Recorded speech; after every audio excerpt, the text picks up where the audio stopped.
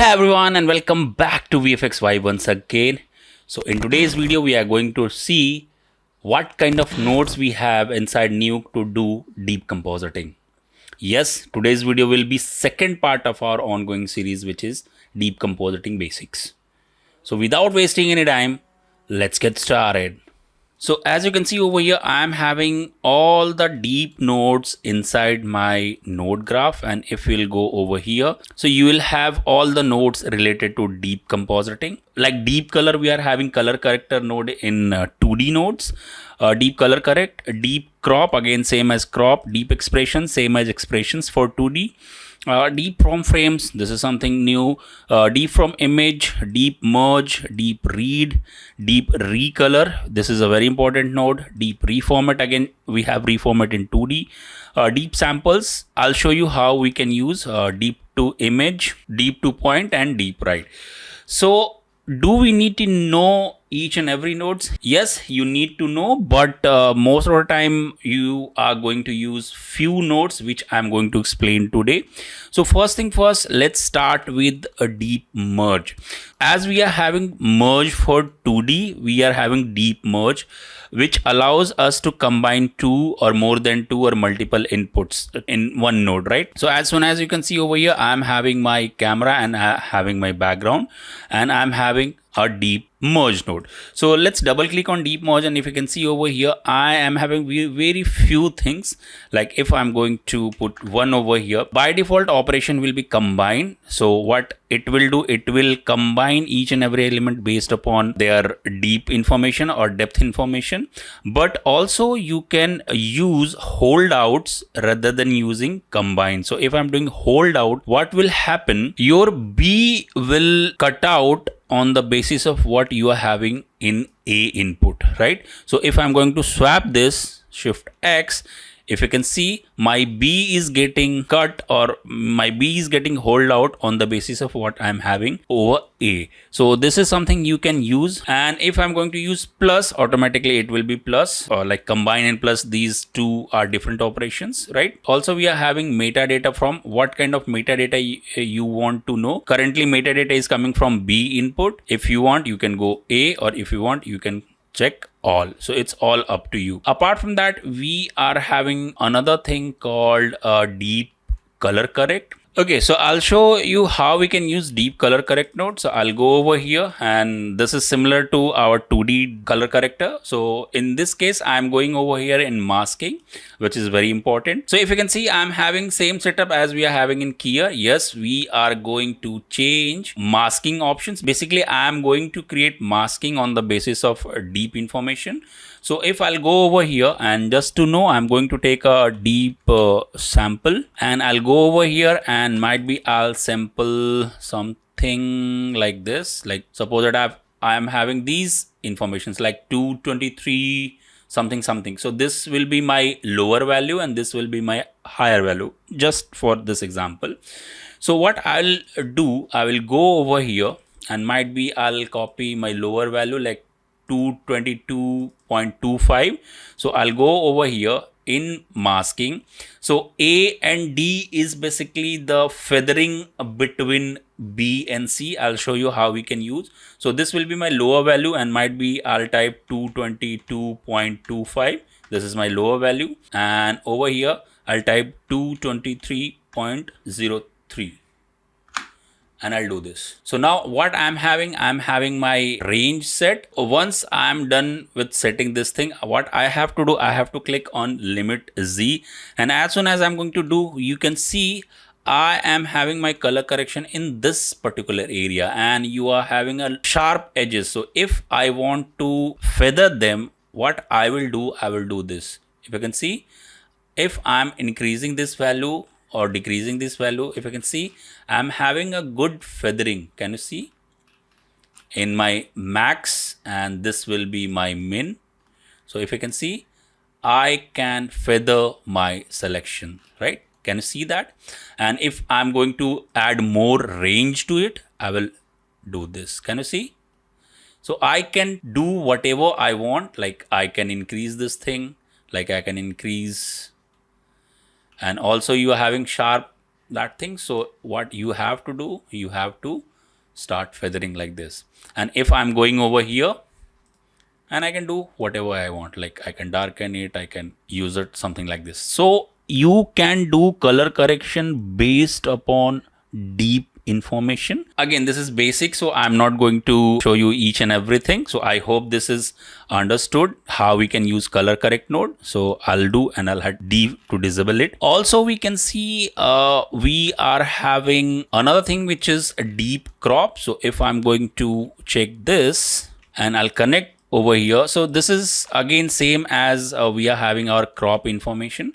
So for now, what I will do, I will not use bounding box, and I'm not going to use this thing, right? Okay, so how we can use it, it's pretty simple. Like G near is something from where you want your cropping to start. For sure, I'll go over here, and might be I'll pick these pixels, like these are the front from my camera, like 188.688. So what I will do, I will go over here, and G near, I'll type like 189. And if you can see, I started cropping this information on the basis of deep information or depth information. And if I'm going to increase, I can start cutting things or cropping things from front or forward positions. I will start cropping it. So this is the way how you can use a G near, and might be I'll use 189 again. And G far, I can use, like I can take sample, might be I'll take this point, which is almost 256. So I'll go over here, and might be I'll type 256. And if I'm going to lower it down or increase it, if you can see, I can start cutting or cropping things from behind or from farthest point, right? So if you can see over here, I can do whatever I want, and I can crop it like this. Also, you can use your bounding box. So suppose that I want to do cropping only in this area. So I'll use bounding box, and might be I'll keep it like this. I can scale it like this, and I want to cut this thing. So again, after that, I'll start pushing my far, and if you can see, I'm only having this statue. So these are the thing, or these are the way how we can use our deep crop node. Okay, so now I'll disable it, and also I'll go and I'll use few more nodes I'm going to show you. So since it's a deep data, I cannot use any 2D node to do my things. Like also, I cannot shuffle any render passes since it's 2D data to this, right? So another node, important node we are having one node called deep to image, right? So I'll show you what deep to image will do. It will convert my deep information, or in other terms, suppose that I'm calling it 3D data to 2D data. So I'll connect this, and I'll connect this. So if you can see, now I'm having channels, and if I want, after that, I can use my grade node since it's 2D now. So I can do all the gradings and all, right? And if I want, I can take shuffle node, and I can shuffle any information like this, right?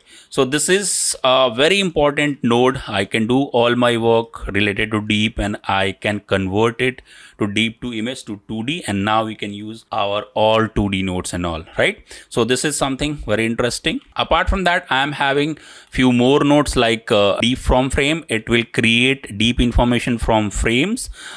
Deep from image, it will calculate deep information from image. These two nodes are not that used in industry, but if you want, you can explore it. Apart from that, deep recolor is pretty important node, right? So I'll show you how we can use deep recolor node. So suppose that I am having this information, and I'm doing all my comp and all, but somewhere you want your deep data to be used, and this regular render passes don't have any kind of deep information. You are having your deep information over here, and you want to copy all those information in your 2D node to do some deep work, right? So here deep recolor will come in picture, right?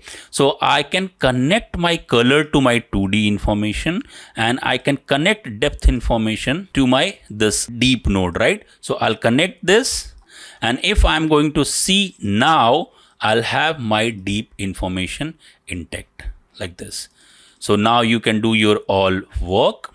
And if I'm going to see here, again, I cannot use any 2D node. So after doing all your work like this, again, you can use deep to image. And after that, again, you can use your 2D images like this. Correct? So these are the things which we can use. So this is the way how we can use them. Again, deep to point I have showed you in last way.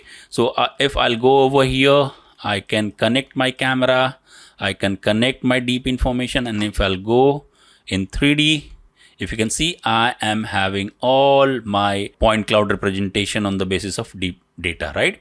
So this is something I would like to tell you, that how basic I can go to let you understand that what exactly deep nodes are capable of. So these are the basic introductory 2 videos. So if you want, I can make advanced version of deep compositing as well. So for that, you need to comment down below. If you want me any node or any specific node to explain regarding deep, just comment down below. Definitely I'll love to do that. So I think that's it for today's video. And if you think that these videos are helping you out in your compositing journey, please don't forget to like this video, share this video, and if you're new to the channel, please don't forget to subscribe. With this said, this is VFX5 signing off. Have a good day.